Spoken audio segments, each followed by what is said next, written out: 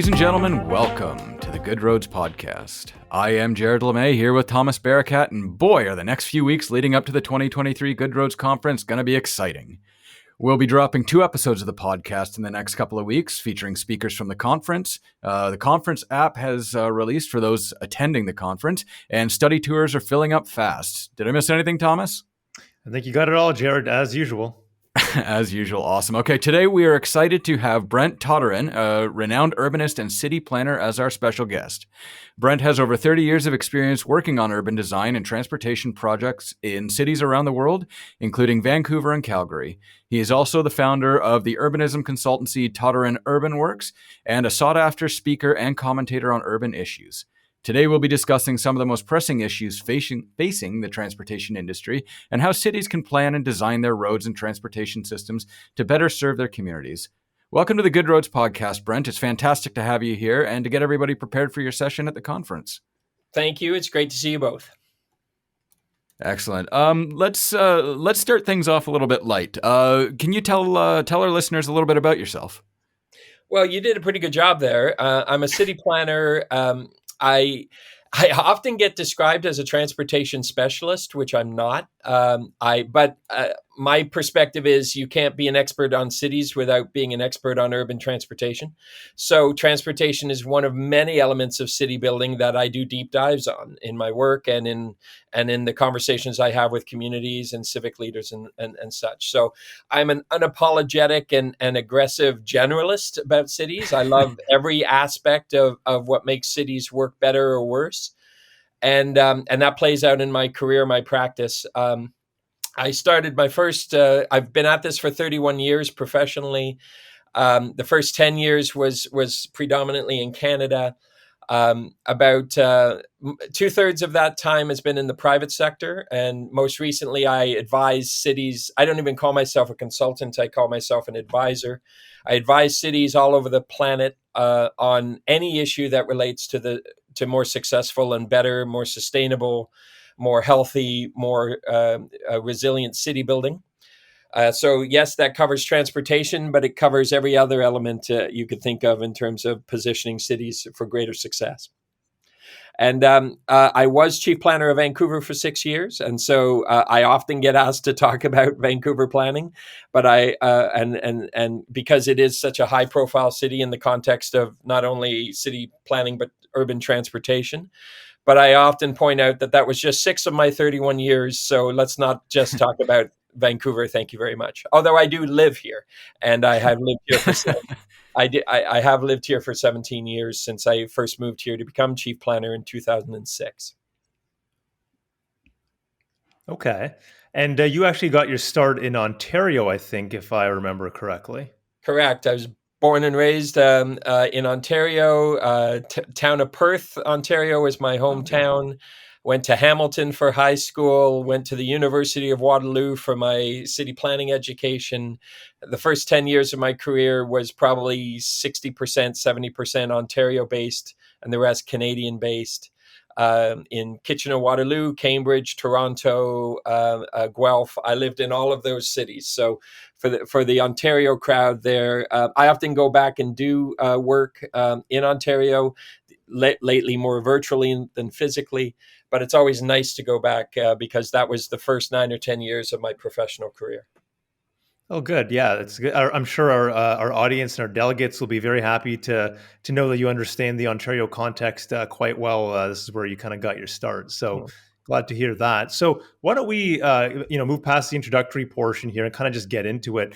We talked the other day, Brent, and you remarked that we're called Good Roads.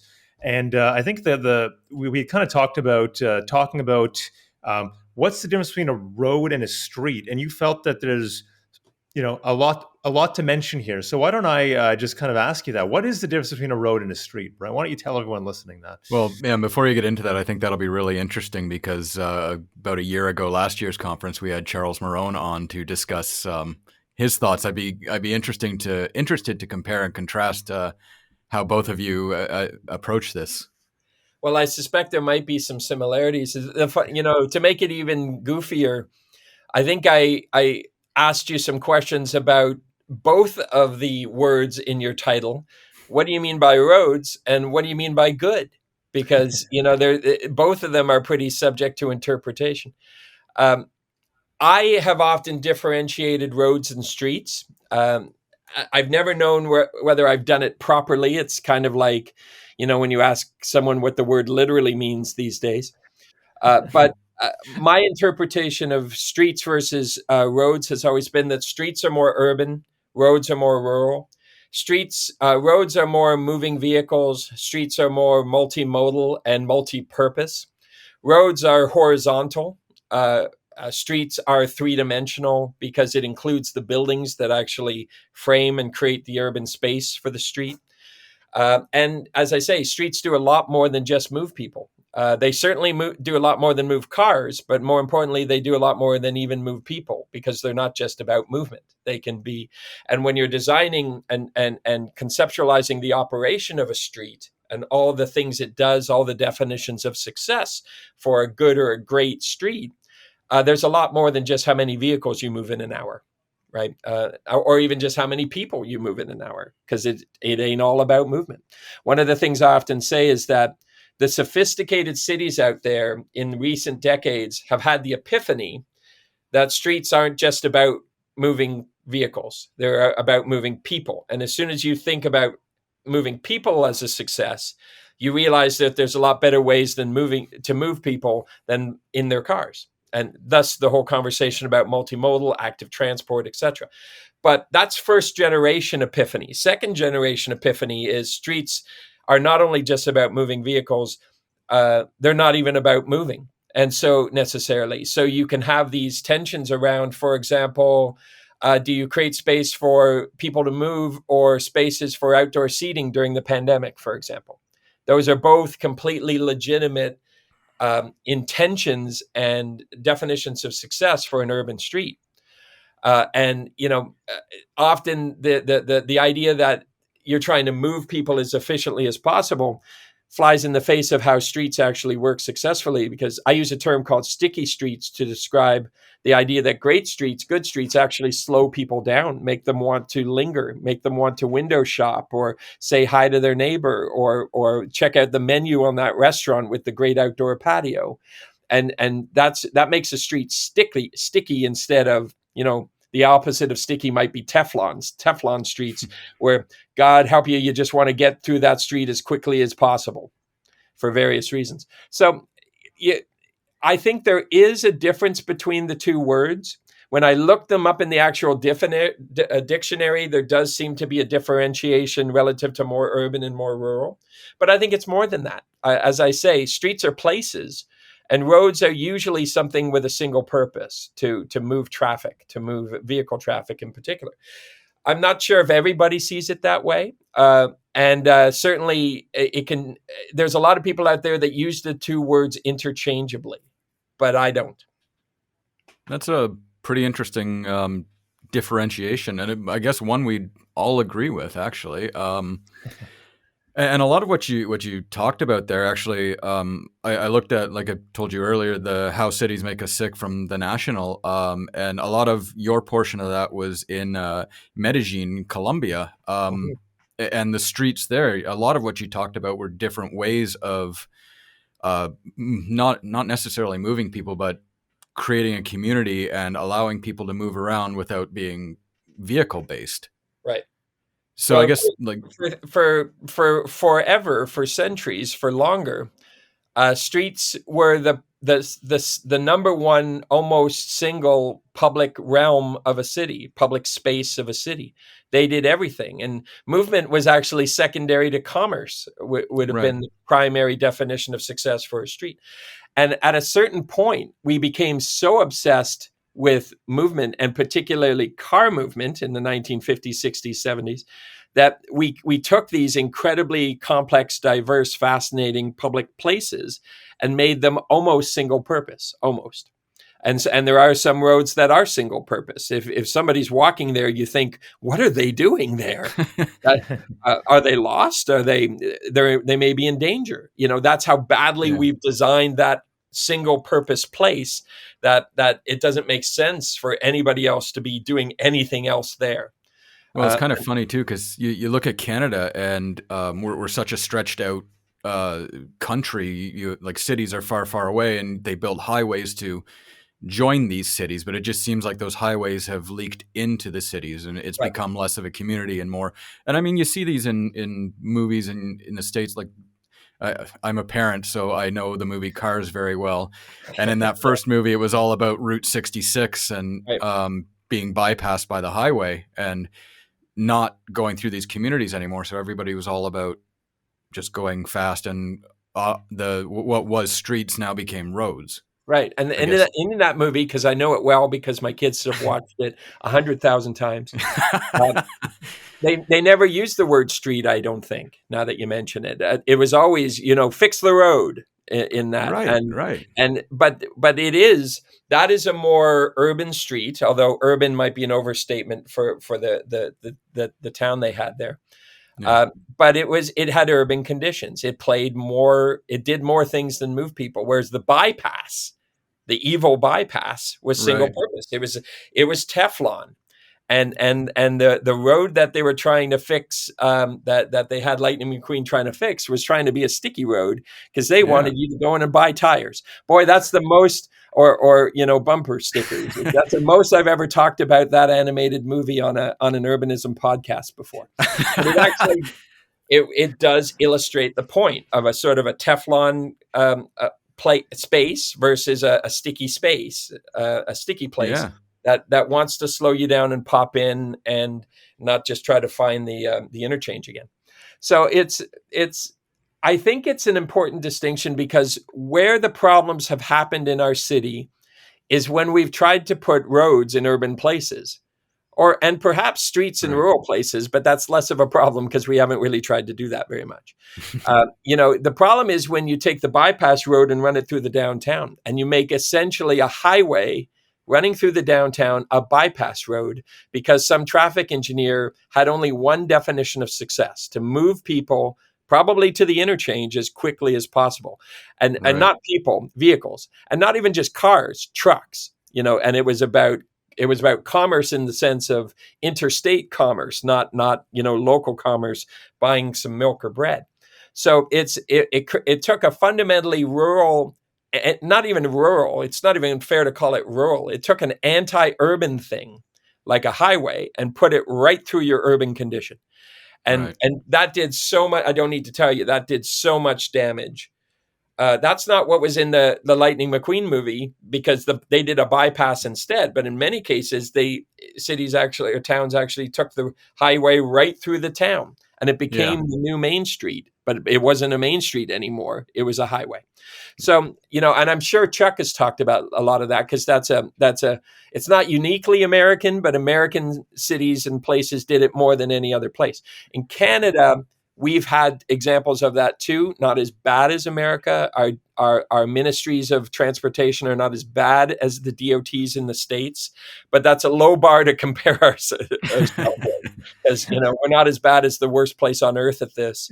But we certainly have had our own problems, and it sparks conversations in Canada and in Ontario about how do we fix that? How do we urbanize roads?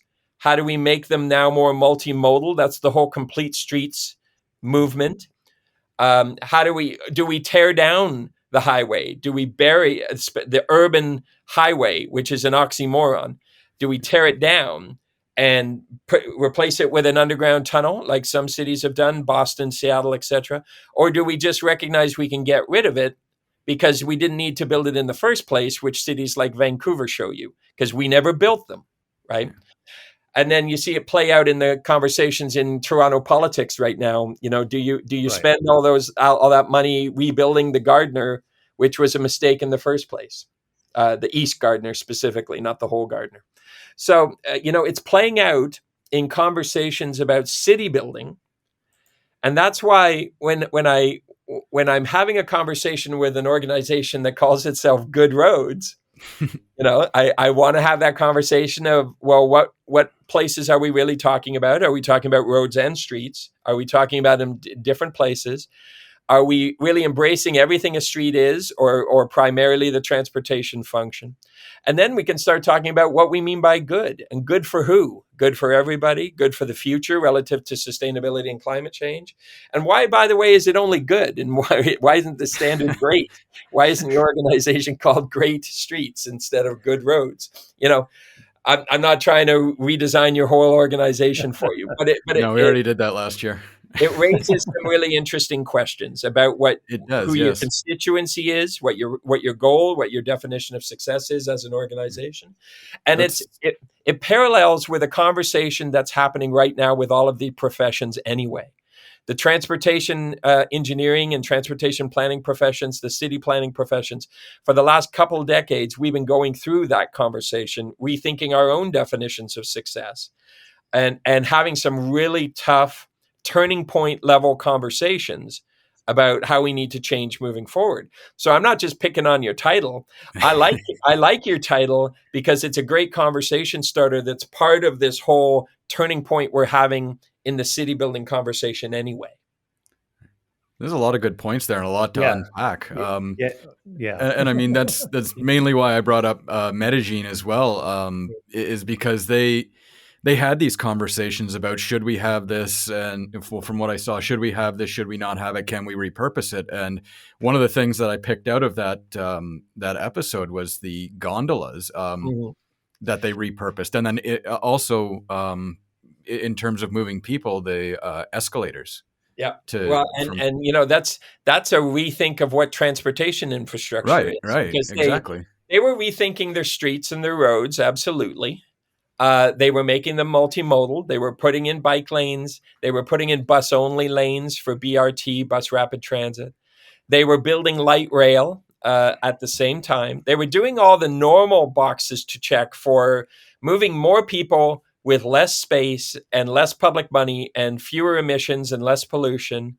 Because Medellin at the time was, when I started working for them as an advisor, they had the lowest car use of any major Latin American city, but it was on the rise because they were getting more wealthy. And as soon as a Latin American city starts to have more money, they want to start replicating the North American definition of success, which is car dependency, which is such a ridiculous concept, somehow that the world would copy us on our downward spiral towards dependency. The actual word is dependency on cars.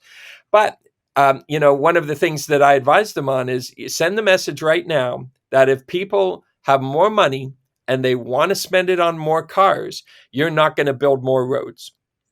Do not expect that there will be road capacity expanded for vehicles to accommodate more vehicles, because that is called induced traffic. The more you build, the more you're actually inducing car use and car ownership.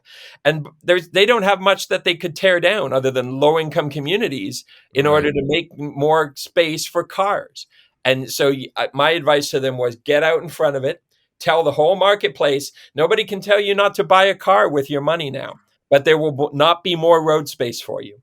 So you'll probably be shining it in your garage and not want to take it out very often, because you'll probably take the light rail, because that's how you get to work faster. So that conversation was happening at that key turning point moment for Medellin when I was working for them. And on top of that, of course, they were blowing a hole through the conversation about transportation infrastructure by repurposing escalators from the shopping mall and repurposing gondolas from the ski slopes, literally because their leaders went on a ski holiday and came back and said, why couldn't we use these? And one of the things I love about Latin American cities that blew my mind open when I started working for them about 12 or 13 or 14 years ago was, any other city would say, why don't we just use gondolas from ski slopes because of the incredible hills that we have in our city to get into those low-income communities? That'll never work. Like, that's how the conversation goes in North American cities. And in Latin American cities, they go, yeah, that's smart. Let's do it. And 2 years later, they're doing it.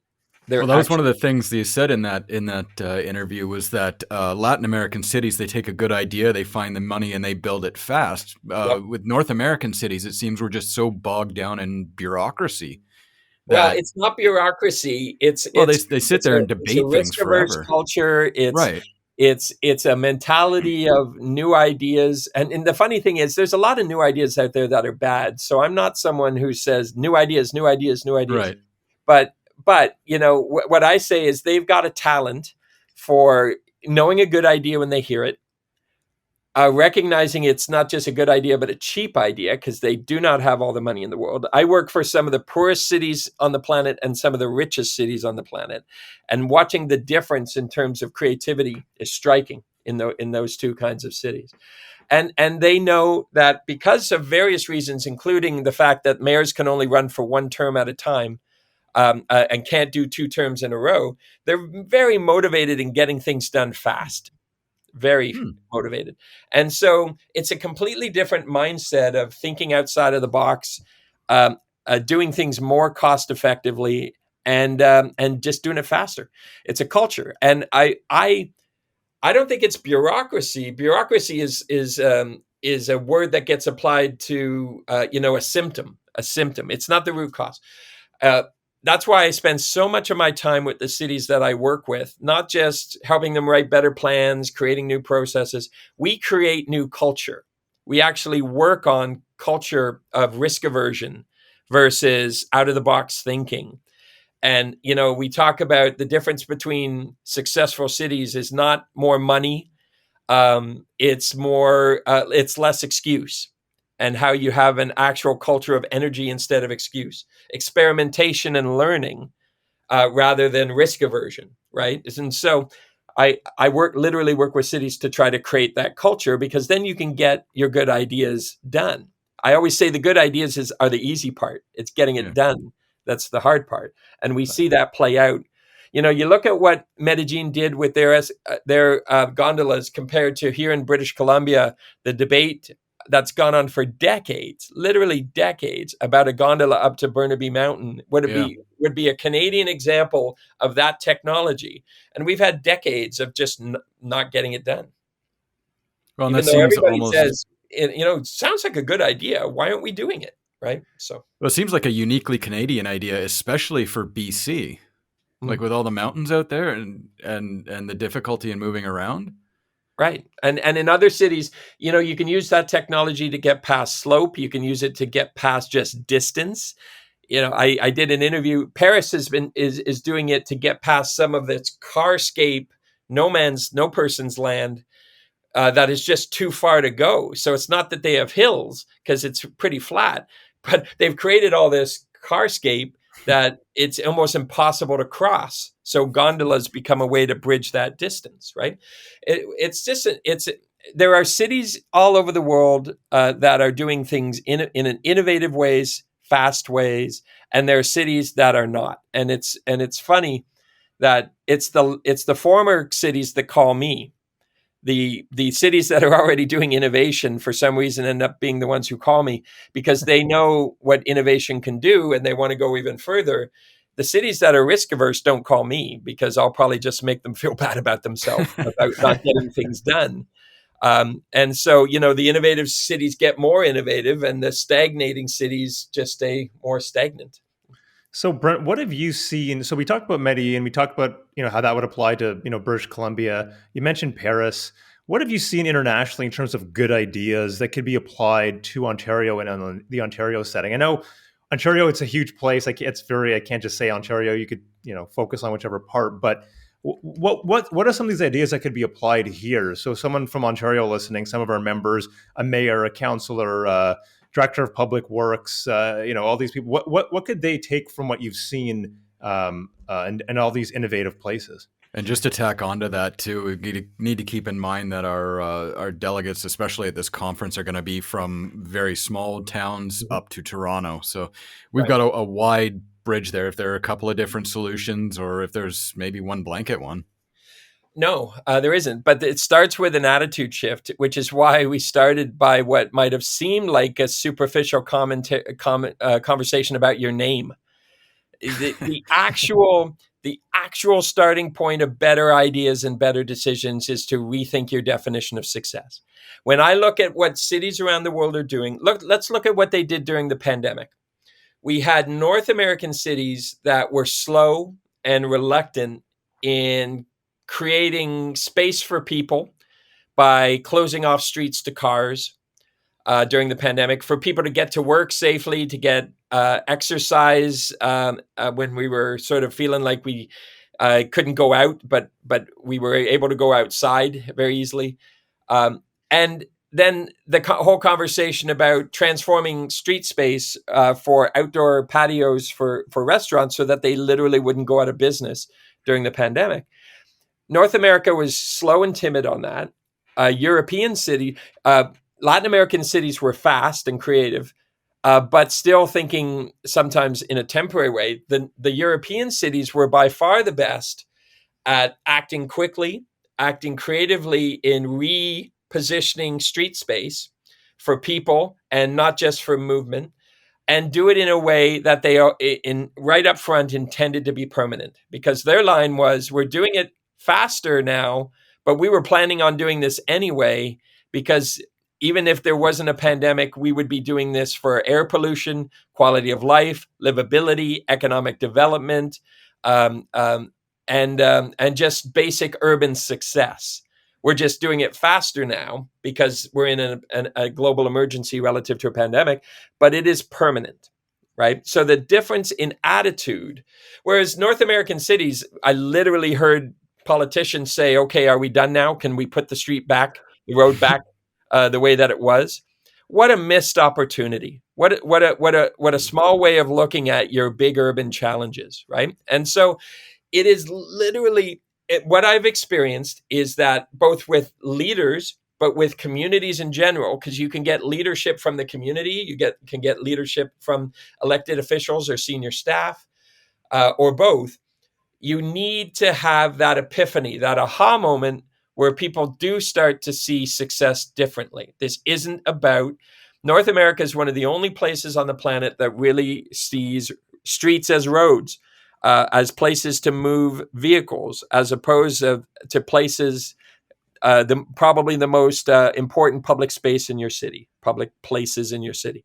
And so when you have that conversation and it's kind of broken through, now you can have conversation about, these good ideas that you're asking me about. And these good ideas are not going to necessarily be just about how do we move more cars more efficiently, because that's the way our conversation has been going. Good roads equals moving cars more efficiently, right? Instead of how do we create a great place that's an urban street that still allows cars. I'm not necessarily a fan of banning cars. There's very few places where cars should be banned in cities, in my opinion, at least in North America right now. But how do we reprioritize space? How do we redefine success so that we can have bigger wins in our urban streets and our urban places? To me, that's the whether you're a small Ontario rural city, but you've got historic main streets and historic downtowns, whether you're a big city like Toronto, that's the conversation that will literally differentiate you from your competition. And this is one of my key points. This is not an ideology about, do I like cars or bikes better? It's a perspective on how cities succeed or don't succeed from every perspective you can think about, including economic success. When I look at cities like Toronto and shake my head and think at all the missed opportunities they have to reposition their streets and public life, there's all sorts of reasons I know that's failure, but one of the obvious reasons is it's just economic failure. It literally makes Toronto less competitive compared to other urban cities that are doing better, smarter, faster, right? And so you're holding back your own success, whether it's economic success, social success, cultural success, civic success. And so, I think the cities that have had that epiphany have realized that. They're calling me because they've had the epiphany but they don't know what to do. So we do that kind of work. But other cities have called me because they've had that epiphany, but their community may not be necessarily there with them yet. And so how do we start a public conversation about a different kind of city? Because so Brent, I tell you, it's super hard. If you haven't had that epiphany yet, it's super hard to have a conversation about things like road space or parking in your city if people are only thinking cars, cars, cars. because you can get a bloodbath pretty quickly in terms of public meetings and such. So, Brent, how do you get people, leaders, especially in cities and places all over, rural, urban, whatever, how do you get them to see the light, or to change their way of thinking, or to see past the status quo, in a sense, to imagine something different or better? How does that happen? In the earlier parts of my career, it happened slowly. And it's because I often said or thought, we have to go somewhere to see something different for us to be able to picture something that doesn't exist currently in our city. And the example we've already talked about in Medellin, a leader going on a ski trip and coming back with an idea about gondolas in the poor communities of their city. You had to go somewhere. And so we'd talk about these game-changing, the mayor or the city planner would take a trip and ride bikes in Copenhagen and come back with a different perspective. Now the beauty of it is that access to that better way, that understanding of the better way is ubiquitous now. We have social media. I tweet videos almost on a daily basis showing better things. And big fan of your Twitter account, Brent. What's that? I'm a big fan of your Twitter account. Thanks. And what you're doing is showing, you're essentially showing the thing that people would have usually had to take a trip to experience. Right. And that's made it accessible. It's made it ubiquitous. And now everybody knows it. I'll tweet something like that and I'll retweet it a month later and I'll retweet it a month later. And each time it'll get thousands of retweets. And think about how many people are now seeing something and they're responding back saying, we could do that on blank street in our city, right? And that used to take people traveling, and now it just doesn't anymore. That's the power of that's why I say social media, Twitter, etc., has been a game changer in the urbanism conversation. And the discourse that happens on social media, why aren't we getting this? Why can't our city have good things too? And then they tweet their mayor and say, why aren't you doing this? That's almost an instantaneous learning and political commentary that all happens in real time with almost the snap of a finger. So that's what gives me confidence and why the conversation is changing so fast. Well, and things like the Good Roads Conference too, this is exactly why we put it on, is because we get speakers like you, like Chuck Marone, Michael Colville-Anderson a few years back talking about biking. All of these different unique ideas from around the world are coming to the conference for these leaders, the mayors, CAOs, right down to public works, to see, to experience, to see things through your eyes and to ask questions. And this is one of the reasons why we put this conference on, is so that people can hear directly from you who've been all over the world, improving places like Medellin and Vancouver and Paris even. You're bringing those experiences to them. But what I'll say is, at the same time as what I just said, because I just name dropped a bunch of pretty cool, sexy cities. Yeah. There can be, there's the inevitable, but we're not Amsterdam. We're not Copenhagen. Doesn't this guy from Vancouver understand that Timmins, downtown Timmins is different? And so because I've worked in literally every scale of urban place, from the small town and the urban village up to the biggest cities, I can call BS on that pretty quick and say what we're talking about is relevant and applicable to all of these kinds of contexts. But let's put aside the Copenhagens. Let's put aside the Parises, because they can be hard for people to sort of say, well, I can't see how Paris is relevant to me in Timmins, right? So what I like using are the examples that I call the cities or the towns that are punching above their weight, the unlikely heroes. In the beginning of the pandemic in North America, the city of Oakland, California, closed down 10% of its entire road space to cars and opened that road space, that street space, to people. And every city in North America was instantly inspired. I remember when it happened, and we all used one of my favorite phrases: if Oakland can do it, why can't we? Right? It's because nobody expected a city like Oakland. When Calgary, Canada, did the best urban downtown bike protected bike lane network pilot that I'd ever seen anywhere in the world. And then Edmonton very quickly just copied it because of the Battle of Alberta is more than just hockey. That people said, and I prompted it, if Calgary can do this, why can't you? This is Alberta. This is oil country. Come on. If Calgary and Edmonton can do this. And in Ontario, I've been advising the city of Kingston for almost 5 years now. We recently put out a piece of work called The Power of Parking that completely changed the local conversation on what parking does. And how you have the real conversation about parking, which isn't just based on, well, there's not enough parking, to, actually probably we have too much parking and we're building too much parking and it's actually wrecking a lot of the things we say we want to achieve. Let's have that really blunt, really unapologetic conversation, and then let's create a whole new set of parking rules, which we just did. It got approved in Ontario. No appeals to the appeal tribunal, which is a magic trick in Ontario for your listeners, right? Yeah. And we did all that in Kingston. And Kingston has become a rock star city for mid-sized, historic, conservative kind of cities that you can say, well, Kingston's doing it. Why can't you? So I actually would prefer to reference those cities than the Parises and the Copenhagens, because I don't need to tell you the backlash you can get from mentioning those places. But if Kingston, Oakland, and Calgary and Edmonton can do it, you really have no excuse. Well, I think it's like what you said earlier is it's a thought shift as well. It's not we're not Paris. It's why can't we be Paris, or why can't we be Kingston? Why can't we be?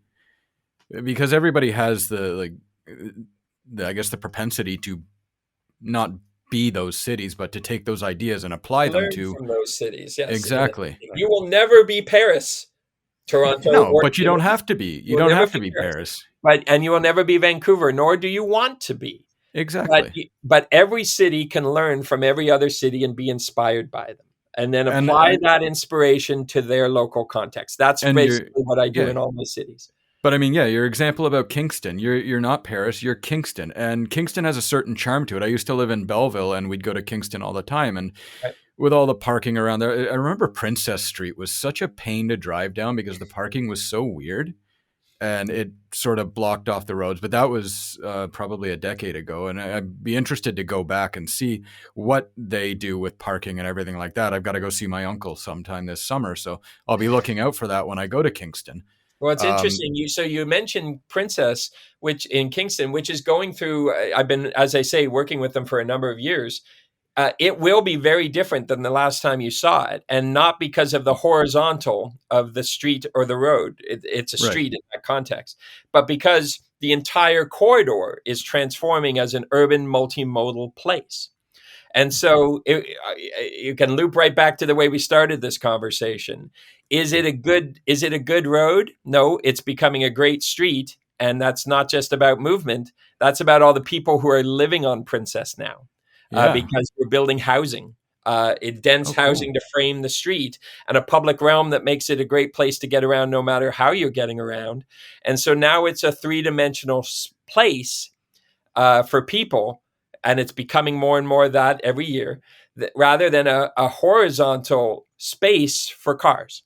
And so it's a perfect metaphor, maybe a good way to wrap up this conversation, because it shows why we're having this conversation about what good or great means, what a road or a street means, and what our rapidly evolving definition of success needs to be. All right. Well, I guess we'll wrap it up there. We'll give you a couple more minutes before we wrap it up, though. And I just want to ask you, what's the message you'll be delivering to the delegates at the 2023 conference? Well, I may riff on this street versus road place. I'm pretty tempted. What I like to do is figure out a way to jumpstart the conversation, and then especially if it's an elephant under the table, and I like pulling that elephant out and plopping it on the table and talking about it. So I have a feeling my message will be that we are at a turning point, that we've been in a turning point for a while. It's not a year-long turning point. It's kind of a 5-year, even a 10-year-long turning point. But it's picking up speed relative to the climate emergency, the housing affordability emergency, the social equity and racism and classism emergencies that our cities are facing, the infrastructure cost and public health crises that our cities are facing. We badly need new and better solutions, and that's playing out in every element of city building. And it's certainly, for God's sakes, got to be playing out in the way that we rethink our roads and our streets. So it's a perfect time for us to have a conversation on a much more ambitious definition of what a good street or a good road is. And that conversation has to be different than it was even a couple of years ago, or certainly 10 years ago. And then I'm going to use all the elements and the conversation points we're having about streets, whether it's Vision Zero, literally saving lives relative to street design, design speed, traffic, speed limits, bigger vehicles making streets less safe at the same time as we're trying to make streets more walkable. So we've got incredible tensions that are playing out as we're trying to make streets and cities better. Our vehicles are literally getting worse. And I don't mean electric versus internal combustion. I mean bigger and deadlier and killing more people. Yeah. That's just the facts.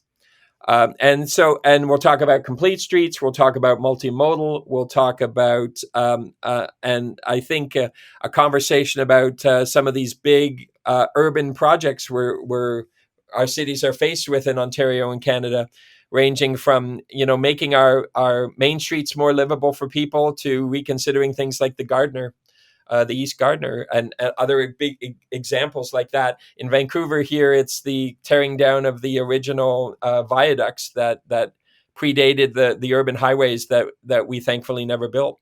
So I think there's a lot of case studies we can talk about, but I'd like to keep it out of the weeds of the details and talk about it more as a kind of a call to action and a turning point in terms of how our municipal leaders need to think differently about the cities we're creating, and thus the streets or roads we're still allowing to happen.